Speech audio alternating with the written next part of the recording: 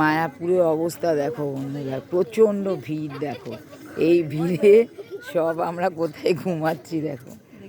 এই হচ্ছে আমাদের ঘুমানোর জায়গা, দেখেছো কি অবস্থা দেখো। আমরা এইভাবে সব ঘুমিয়ে চলেছি।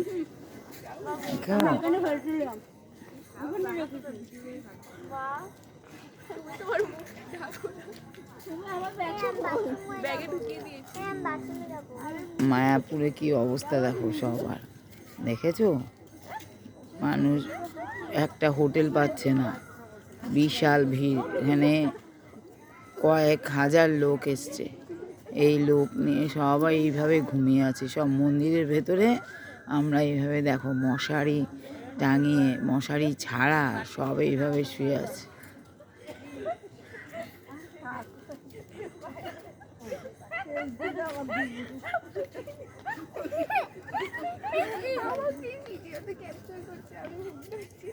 তোকে দেখাই তো যাচ্ছে।